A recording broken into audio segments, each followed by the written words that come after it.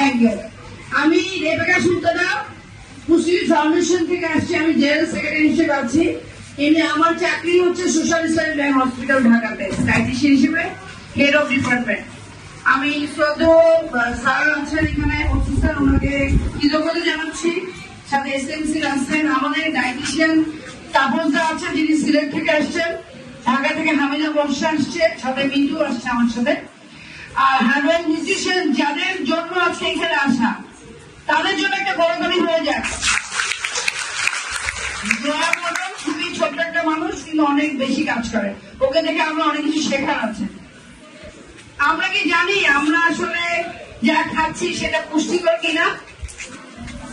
জানি কতটুকু খাচ্ছি, কতটুকু খাওয়া উচিত, বা কোন ধরনের খাবারগুলো আছে আমাদের একটা মেয়েকে একটা সুস্থ মহিলা হিসেবে পূরণ করতে পারে, তার পুষ্টি ঘাটতি দিয়ে একটা সামনের দিকে আগানোর যে বিষয়গুলো আছে, দ্বিতীয়ত একটা সুস্থ মা বানাতে পারে, তাই না? তো এই জিনিসগুলো আছে আমরা জানবো, আমাদের পুষ্টিবিদ্যা সেটা নিয়ে কথা বলবে, সাথে ডাক্তার ম্যাডাম আছে, তোমরা তাদের কথা শুনবা। আর যে বিষয়টা থাকে যে আজকে আমরা এমন কথাগুলি করবো যেগুলি সবার কানে পৌঁছতে হবে, বেড়ে নিয়ে যেতে হবে। আমরা যদি বলি যে জন্ম থেকে মৃত্যু পর্যন্ত আমরা কিসের উপর নির্ভরশীল? কিসের উপর? স্বাস্থ্য ঠিক আছে। এখন ওই যে রাজাদের দুর্ভিক্ষ চলতেছে, তাদের কি আসলে স্বাস্থ্য ভালো আছে? কেন? খাদ্য নাই। তাহলে প্রথমটাই হচ্ছে জন্মের পর থেকে মায়ের পেট থেকে শুরু হচ্ছে আমাদের নিউট্রিশনটা।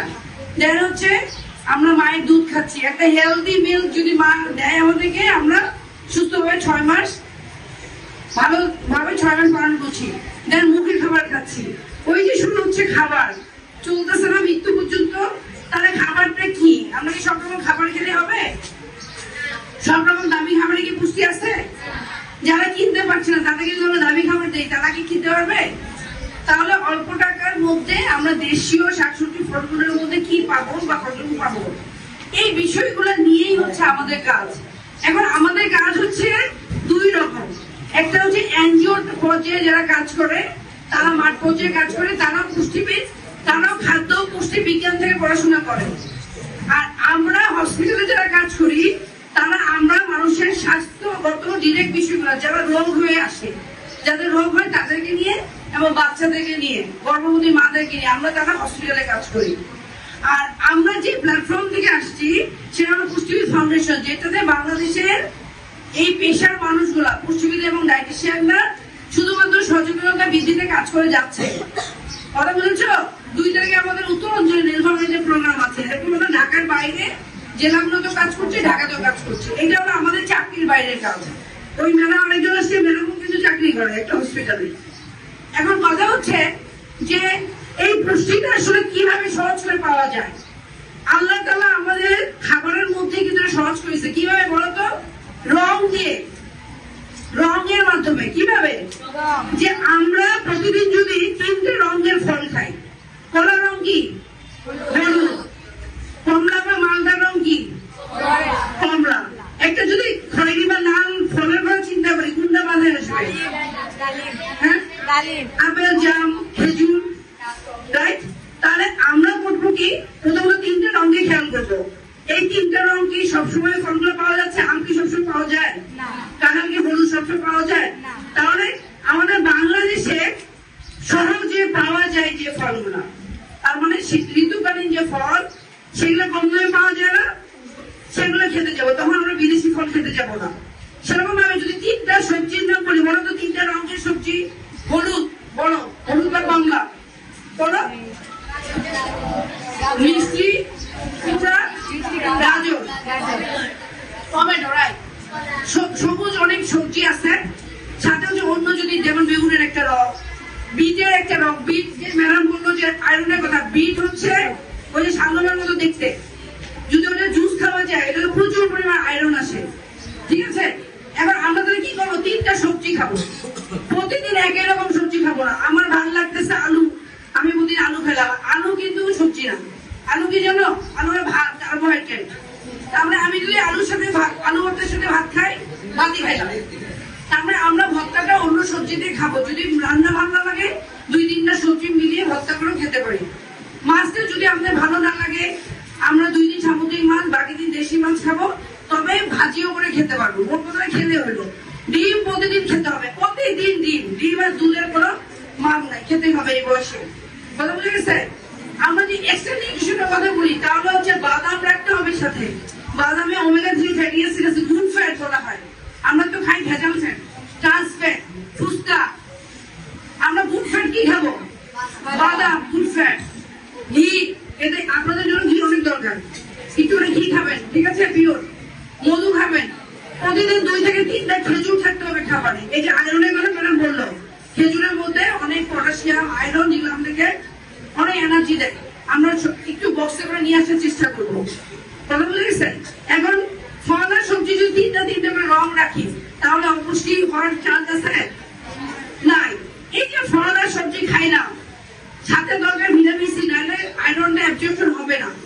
তাহলে কি খাবো ভিটামিন সির জন্য বলো তো? হাতে বলতে লেবুর ফালি থাকতে হবে। যদি লেবু না থাকে একটু করে আমরা টক ফল খেয়ে নিতে পারি। কথা বুঝে গেছে? এবং ফলটা খেতে হবে টক আর মিষ্টি মিলিয়ে। সারাদিনের ফল টক মিষ্টি দুটোই থাকতে হবে। কথা পিছনে কথা শোনা যায়? আমার বলে এমনি বেশি, তারপর শোনা যায়। আচ্ছা, আরেকটা হচ্ছে যে আমরা যেহেতু দুধ আমাদেরকে আদর্শ খাবার বলা হয়েছে, এবং দুধ হচ্ছে হাড়ের জন্য খুব দরকার। আমাদের হাড়ের সমস্ত নিউট্রিশন গুলো দুধে আছে।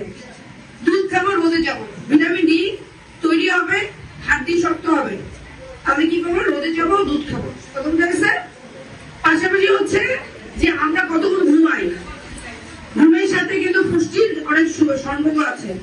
ঘুমটা হইতে হবে 10টার পর থেকে। ঘুমাই 10টা পরে, পরে কজন ঘুমাই? আচ্ছা, 10টার পর থেকে মিনিমাম 6 থেকে 8 ঘন্টা ঘুমাতে হবে। আর আমাদের মেয়েদের জন্য এই যে আয়রন হলো, আয়রনটা আসলে রক্ততে তৈরি হয়, ভিটামিন B12 দরকার, বি দরকার। এগুলা আসে হচ্ছে মিক্সড বাদাম টাদাম এই ধরনের বিষয় থেকে, ডাল থেকে, জিঙ্ক, সেলেনিয়াম, যা কিছু আছে সবই দরকার মেয়েদের জন্য। কলাটা রেগুলার খাওয়া কেন দরকার? বি ভিটামিন অনেক ভালো থাকে। কলা খাই রেগুলার, আমি রোজ কলা খাই, তোমরা খাও? হ্যাঁ, খেজুর, কলা, বাদাম রেখে বাকি ফল, বাকি সবজি খেতে হবে। লাল মাংসটা একটু তোমাদের জন্য বেশি খেতে হবে, আমাদের জন্য না। লাল মাংসটা কেন খেতে হবে? ওইখানে প্রচুর করে আয়রন আছে, ম্যাডাম বলো প্রোটিনের কথা, গুড প্রোটিন, মাছ, মাংস, ডিম সবই। তবে আয়রনটার জন্য বা আমাদের যদি বলি যে আরো বেশি অ্যামাইনো অ্যাসিডের জন্য আমাদের ডাল, লাল মাংস রাখতে হবে। কথা বুঝে গেছে? তাহলে আমরা কি করবো? দেশি ফল খাবো। হ্যাঁ, আচ্ছা, কারা কারা আজকে নাস্তা খেয়ে আসে নাই? ওই ঘরে দেখলাম 2-3জন খেয়ে আসে নাই। আমাদের পুষ্টিবিদরা খেতে পারে 6 বার। কয়বার? 6 বার। 6 বার কিছু না, 6 বার। সকালে ঘুম থেকে উঠে একটা হেলদি নাস্তা, যেখানে প্রোটিন, ফ্যাট, কার্বোহাইড্রেট সব থাকবে। মিড মর্নিং এই সময়টাতে ফল খাওয়ার সময়, বাদাম, ফল। দুপুরে ভরপুর খাবার, যেখানে ডাল থাকবে, শাক থাকবে, সবজি থাকবে, মাছ, মাংস যেকোনো একটা থাকবে। বিকেলে একটা হেলদি স্ন্যাক্স। তার মানে এই না যে পিজা, বার্গার, বাসায় তৈরি খাবার। তারপর রাতে ঘুমানোর সময় 8টার মধ্যে ভাত, ঘুমানোর সময় 1 গ্লাস দুধ বা ফলের রস বা ফল। কথা বুঝে গেছে? তাহলে কয়বার এলো? 6 বার। এই 6 বার যারা নিয়মিত সময় মতো খেতে পারে তাদের অপুষ্টি হওয়ার কথা না, হওয়ার কথা। আচ্ছা, তাহলে আমরা কি আমাদের এই কথাগুলো মনে থাকবে? ম্যাডাম যে কথাগুলো বলেছে বা আমার যে কথা বলে মনে থাকবে? হ্যাঁ, আচ্ছা, একটু মনে থাকলেই হবে। আমরা আজকে মেয়ে, কিছুদিন পরে হয়ে যাবো আমরা মা। তাহলে আমরা যদি সুস্থ থাকি, আমাদের যদি রক্ত তৈরি না হয়, আমাদের যদি হার্টে ঠিক না থাকে, আমাদের বাচ্চা সুস্থ হবে? হবে না। তাহলে আমাদের পরবর্তী জেনারেশন আমাদের উপর নির্ভর করছে। যাদের মুখ ধরপড় করে, হাঁটুতে ব্যথা হয়, হাড়ে ব্যথা হয়, এখন থেকে খারাপ লাগছে, আমরা কি ডাক্তারের পরামর্শ নিব? হ্যাঁ, সিঁড়িতে উঠতে কষ্ট হচ্ছে, ব্যাগ কাঁধে নিতে কষ্ট হচ্ছে, খুব বেশি মুখ ধরপড় করছে, মাথা ঘুরাচ্ছে, আমরা কি ডাক্তারের পরামর্শ নিব? অবশ্যই নিব। কারণ এখানে যদি আয়রন কমে যায় আমাদের খারাপ লাগবে, হতাশ লাগবে, কান্না পাবে, রাতে ঘুম হবে না, খুবই দরকার। তার মানে যারা এমনি ঘুমায় না তাদের কথা বলি না, যদি আয়রন কমে বা কোনো কারণে রক্ত স্বল্পতা আসে, তাহলে ডাক্তারের কাজ এটা, ডাক্তারের কাছে যেতে হবে হাতের জন্য পুষ্টিবিদ ছিল। আমাদের এই জায়গাতে পুষ্টিবিদ নাই, কিন্তু সিলেটের সব হসপিটালে ডায়েটিশিয়ান আছে। আমাদের ডায়েটিশিয়ান যে সিলেটে একজন আসছেন, উনি ওসি হসপিটালে আছেন। এবং আমরা আজকে স্যারের কাছে নাম্বার দিয়ে যাবো, পুষ্টির ফাউন্ডেশন তোমাদের জন্য ফ্রি। হ্যাঁ, ফ্রি মানে কি? হোয়াটসঅ্যাপে ফ্রি, আর ঢাকায় আমার সাথে গেলেও ফ্রি। ভালো লেগেছে? আচ্ছা, আর যে বিষয়টা হচ্ছে আমি এখন পুষ্টির ফাউন্ডেশনের কথা বলি, সেটা হচ্ছে 5 বছর ধরে আমরা সারা বাংলাদেশের প্রতিটা জেলাতে যে জায়গাতে পুষ্টি ডায়েটিশিয়ানরা যেতে পারে বা আছে, সবার কাজ হচ্ছে যে আমরা আমাদের অবসর সময়তে এই কাজগুলো করে থাকি। সেটা অটিজম বাচ্চাদের নিয়ে, স্কুল কলেজ বৃদ্ধাশ্রম বিদ্যুতের দিয়ে, মানে জন্ম থেকে মৃত্যু পর্যন্ত আমরা এই নিউট্রিশন অ্যাওয়ারনেস ক্যাম্পগুলো করে থাকি। আমি আজকে ইউনো স্যারকে এবং হেড স্যারকে বলবো যে স্যার, আপনাদের অন্য যে স্কুলগুলো আছে আমাদেরকে কোলাবোরেশন করে দিলে বা আমাদেরকে একটু খবর দিলে আমরা সিলেটের যে জোনটা আছে তারা আপনাদেরকে এসে হেল্প করবে, বা আমরা ঢাকা থেকে যারা পারি আসবো সবাই। আমি তো সব জায়গায় যেতে পারি না, যদি দেখা যাচ্ছে যে ভাগ ভাগ করে আমাদের হসপিটাল থেকে ডায়েটিশিয়ানরা বা ওই জন্য পুষ্টিটা যায়, এবং একদম হিল ট্যাক্স থেকে শুরু করে যেখানে যেখানে আছে সবাই। এবং স্যারের প্রতি অনেক ধন্যবাদ। স্যার কিন্তু একজন প্রশাসনিক কর্মকর্তা, উনি কিন্তু তোমাদের প্রতি অনেক কেয়ারিং, অনেক কেয়ারিং। আমার কাছে যতটুকু মনে হয়েছে অনেক কেয়ারিং। স্যারের কাছে আমার আকুল আবেদন হচ্ছে যে আমরা হেলথের সাথে নিউট্রিশনটাকে একটু যুক্ত করব। সামনে যেন সিলেট জোনটাতে আমরা এই ধরনের প্রোগ্রাম গুলা, আমরা তো টাকা পয়সা চাচ্ছি না, চাচ্ছি আমরা কি আপনাদের হোটেল ভাড়া চাই? আমরা থাকা খাওয়া চাই না, আমরা আমাদের সেবার কাজটা আপনাদের মাধ্যমে সুযোগ চাই। কথা বুঝে গেছে? তাহলে আজকে থেকে শপথ করি, আমরা 3 রকমের ফল, 3 রকম ফল, 3 রকমের সবজি, মিক্স ডাল, কয়েক রকম ডাল মিলে মিক্স ডাল রান্না করে খাবো। কথা বুঝে গেছে?